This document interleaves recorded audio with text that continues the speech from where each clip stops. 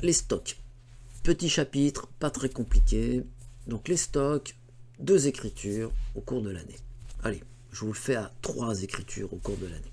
Une écriture pour annuler les stocks de début, une écriture pour constater les nouveaux stocks et on gère les dépréciations. 3 opérations.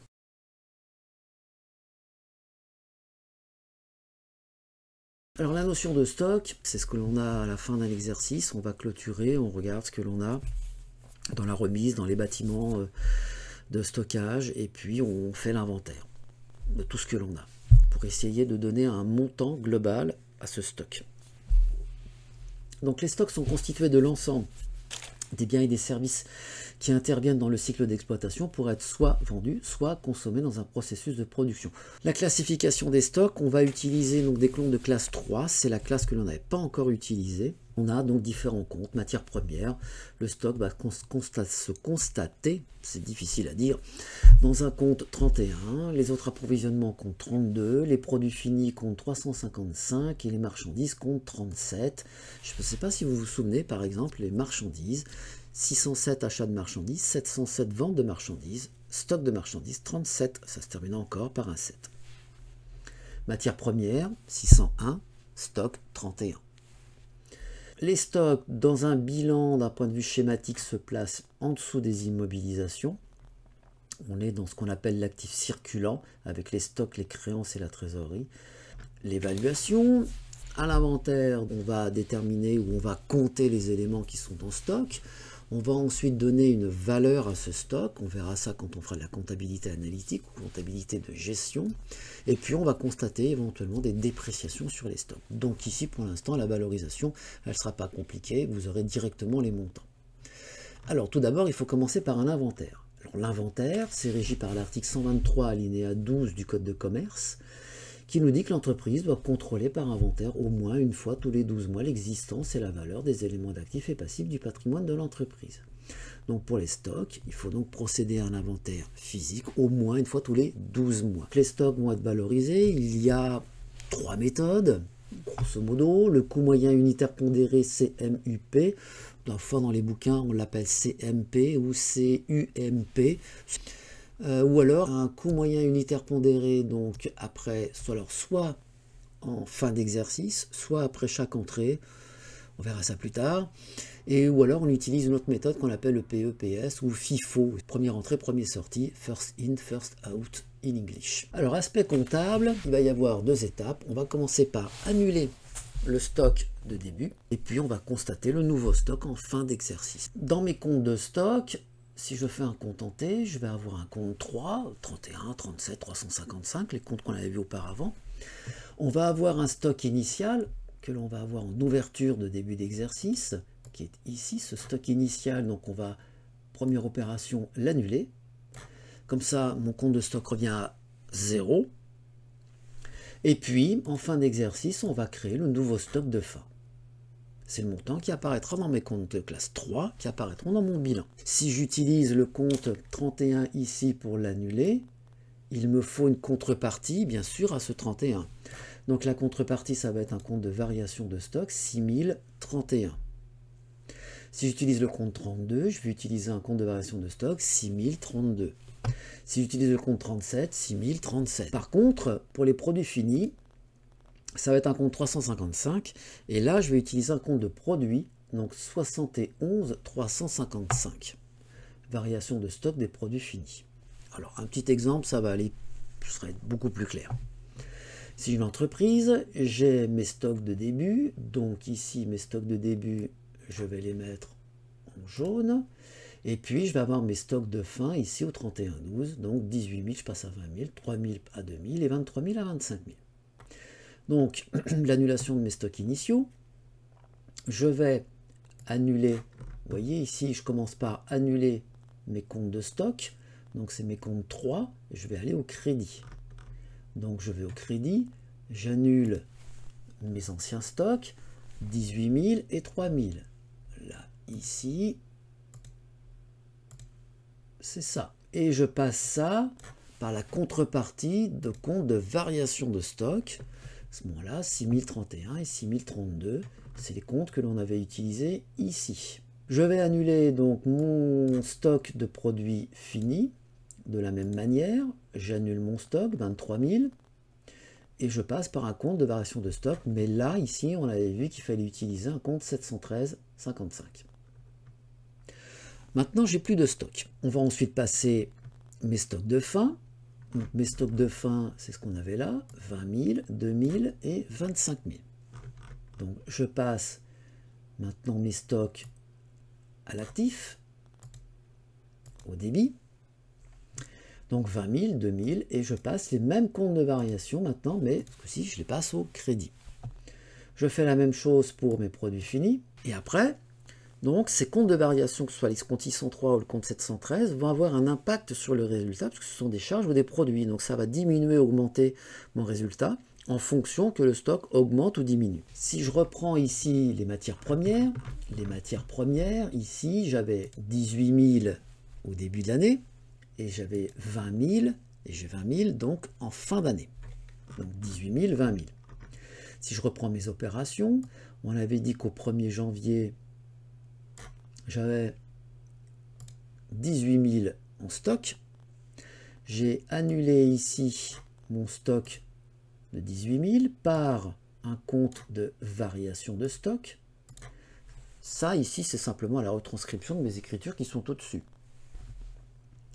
Donc, j'ai annulé mon stock de début et j'ai constaté ici mon stock de fin, 20 000, par le même compte de variation de stock, 20 000, 6 031. Je fais mes soldes. Maintenant, mon solde de compte 31 qui apparaît dans mon bilan, c'est un solde débiteur. J'ai bien 20 000 euros. C'est bien l'état de mon stock en fin d'exercice. Et de l'autre côté, mon compte de variation de stock, maintenant, a un solde créditeur de 2 000 euros. Je vais avoir une baisse de mes charges, donc une augmentation de mon résultat. Si je fais les produits finis, de la même manière, j'ai commencé par un stock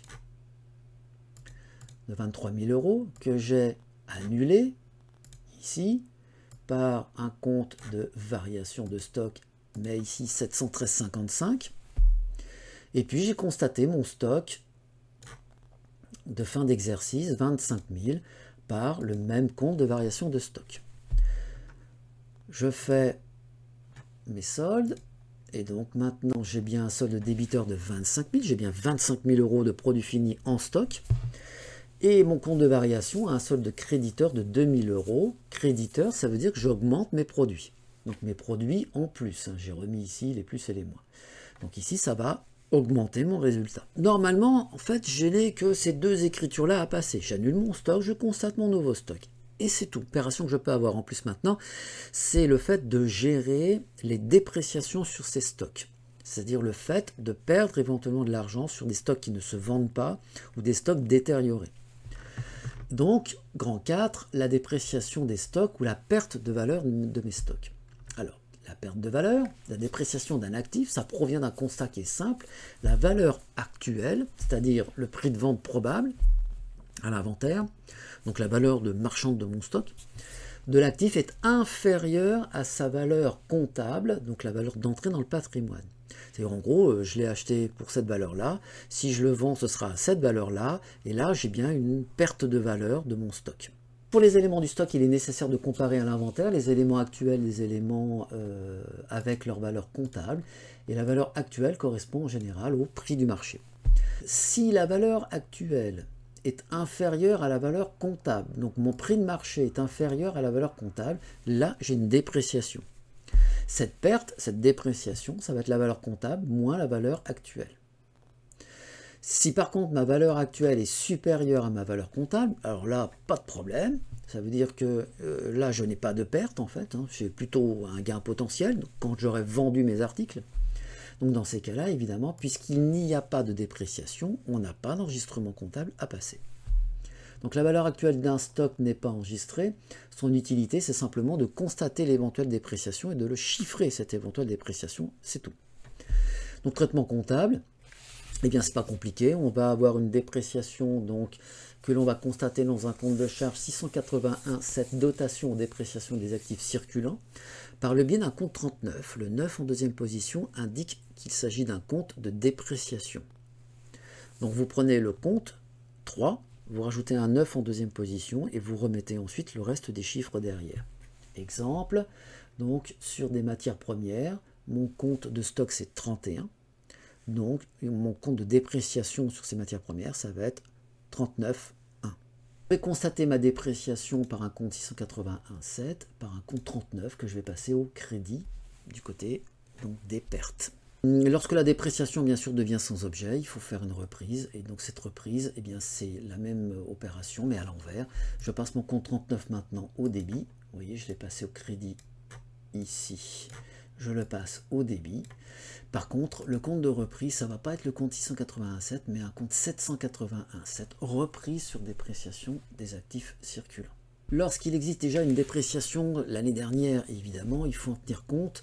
Donc on va annuler la dépréciation de N-1 et on va constater la nouvelle dépréciation tout simplement parce que le stock que l'on avait l'année dernière n'est pas le stock que l'on a aujourd'hui. Donc on va annuler complètement l'année dernière et on va constater la dépréciation du stock d'aujourd'hui. Un petit exemple, stock initial 4000, dépréciation de l'année dernière 150 €, stock final cette année 4500 et dépréciation que je l'avais constaté 120 €. Donc je commence par annuler mon stock de l'année dernière 4000. Je passe donc 6037, ce sont des marchandises, par le compte 37. Donc 37 en moins, mon compte donc est nul et j'ai passé un compte de variation. J'annule la dépréciation de l'année dernière, donc je fais une reprise sur dépréciation pour 150 €. Donc 397, c'est mon compte 37 avec un 9 en deuxième position, et je passe un compte de reprise sur dépréciation. Deuxième opération, je vais constater mon stock final et je vais passer ma nouvelle dépréciation.